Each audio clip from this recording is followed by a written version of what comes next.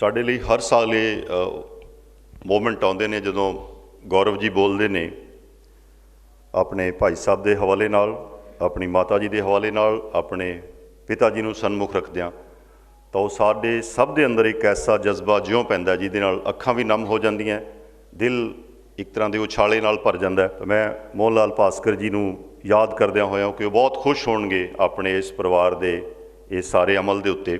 ਹੁਣ ਮੈਂ ਬੇਨਤੀ ਕਰਾਂਗਾ ਮੋਹਨ ਲਾਲ ਭਾਸਕਰ ਜੀ ਦੇ ਪੋਤੇ ਗੌਰਵ ਭਾਸਕਰ ਜੀ ਦੇ ਬੇਟੇ ਆਸ਼ੀਰ ਹੋਰਾਂ ਨੂੰ ਕਿ ਉਹ ਆਪਣੀ ਨਜ਼ਮ ਸਾਡੇ ਨਾਲ ਸਾਂਝੀ ਕਰਨ। ਇਸ ਤੋਂ ਪਹਿਲਾਂ ਮੈਂ ਤੁਹਾਡੇ ਨਾਲ ਜ਼ਿਕਰ ਕਰ ਰਿਹਾ ਸੀ ਕਿ ਸਾਡੇ ਕੋਲ ਬਹੁਤ ਸ਼ਾਨਦਾਰ 8 ਸ਼ਾਇਰ ਪਹੁੰਚੇ ਹੋਏ ਨੇ ਜਿਹੜੇ ਉਰਦੂ ਦੇ ਬਹੁਤ ਮਹਾਨ ਸ਼ਾਇਰ ਨੇ। ਉਹਨਾਂ ਵਿੱਚ ਖੁਸ਼ਬੀਰ ਸਿੰਘ ਸ਼ਾਦ ਜੀ ਨੇ, ਮੁਹੰਮਦ ਫਿਆਜ਼ ਫਾਰੂਕੀ ਸਾਹਿਬ ਨੇ, ਰਾਜੇਸ਼ ਮੋਹਨ ਜੀ ਨੇ, ਚਿਰਾਗ ਸ਼ਰਮਾ ਜੀ ਨੇ, ਮੋਇਨ ਸ਼ਾਦਾਬ ਨੇ ਔਰ ਅਮਰਦੀਪ ਸਿੰਘ ਨੇ ਨਵੇਂ ਸਾਡੇ ਸ਼ਾਇਰਾਂ ਵਿੱਚੋਂ, ਵਰੁਣ ਆਨੰਦ ਜੀ ਨੇ ਔਰ ਤਾਜ ਮੈਨੀ ਨੇ। ਥੋੜ੍ਹੀ ਦੇਰ ਵਿੱਚ, ਕੁਛ ਹੀ ਸਮੇਂ ਵਿੱਚ ਅਸੀਂ ਉਹਨਾਂ ਦੀ ਸ਼ਾਇਰੀ ਦਾ ਆਨੰਦ ਮਾਣਾਂਗੇ ਜਿਹੜਾ ਕਿ ਸਾਡੇ ਅੱਜ ਦੇ ਸਮਾਗਮ ਦਾ ਮੁੱਖ ਆਕਰਸ਼ਣ ਹੈ। ਤੁਸੀਂ ਸਾਰੇ ਬੜੇ ਸਬਰ ਨਾਲ, ਬੜੇ ਤਹਮੁਲ ਨਾਲ, ਬੜੇ ਸਲੀਕੇ ਨਾਲ इस प्रोग्राम का हिस्सा बने हुए हो।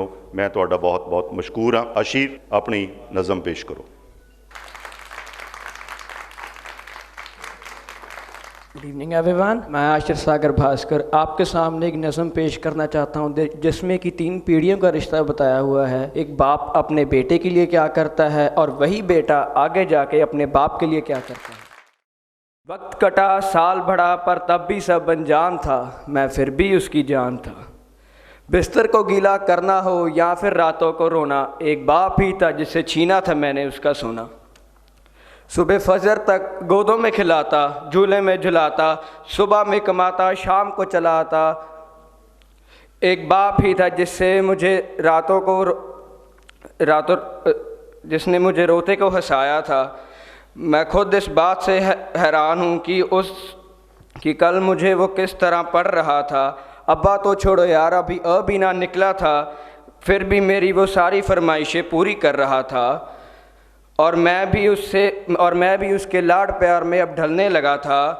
घर से वो निकल ना जाए उसके कंधों पर नजरें रखने लगा था।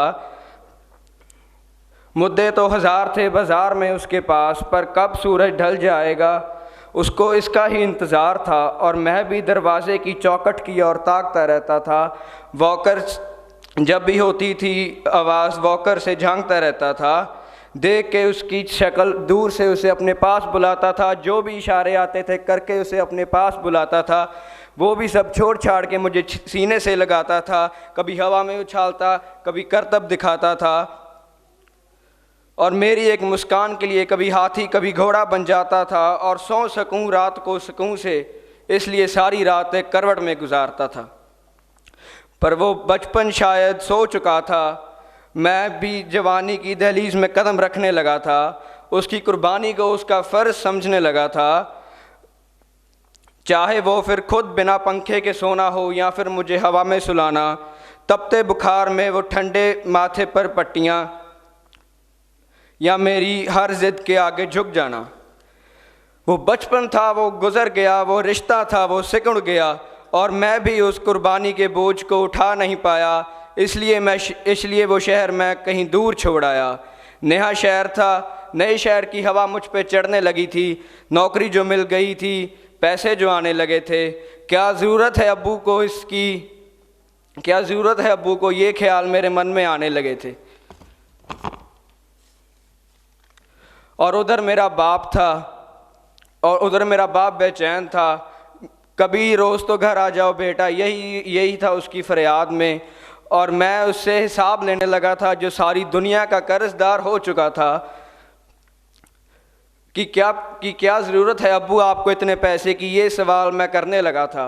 अब घड़ी का कांटा घूम चुका था। कल मैं किसी का बेटा था, आज मैं किसी का बाप बन चुका था। कल क्या करेगा मेरा बेटा, मैं भी यही सोचने लगा था। अपना दुनिया में उससे ना कोई आगे था ना अपना था, सब पराया था, बस वही एक सपना था। तब मुझ में एक जज्बात उमड़ने लगा था, जिस जज्बात से मैं हमेशा अनजान था। कल क्या गुजरी होगी मेरे बाप पर, अब मुझे ये समझ आने लगा था। बेलौज़ मोहब्बत की सूरत होता है बाप, जो लफ्ज़ों में ना बुना जाए, जो कलमों से ना लिखा जाए। बाप जो रातों को जो बाप जो रोते हुए हंसा दे और ख़ुद को माजूर बना के तुम्हें खड़ा कर दे, वो होता है बाप।